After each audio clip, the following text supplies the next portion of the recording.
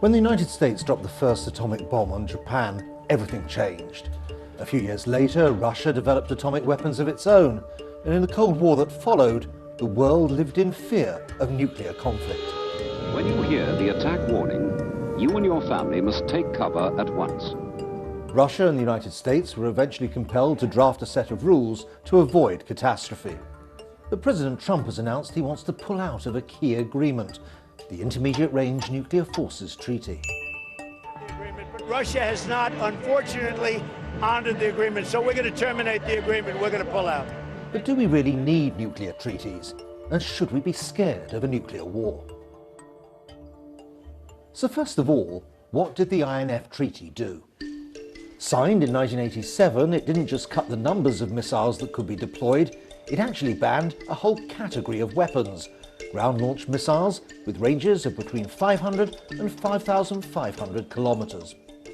Washington says that Russia has developed a new missile, a version of the Iskander, with a range in excess of 500 kilometers, which is in breach of the treaty.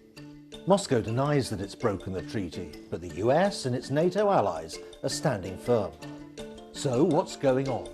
Well, Russia and America have a long history of nuclear tensions. The Soviet Union had insisted that it was sending only defensive weapons to Cuba. But President Trump's concerns about the INF Treaty aren't just about Russia alone.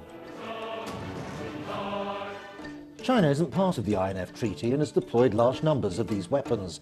America and its regional allies, Japan and South Korea, feel at a disadvantage.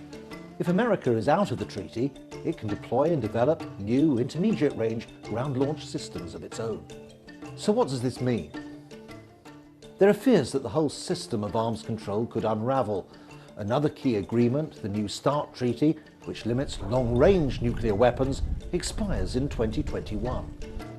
Moscow and Washington could agree to extend this, but if mistrust grows between them and this falls apart too, then for the first time since 1972, the long-range strategic arsenals of Russia and the United States will no longer be constrained by any arms control agreement.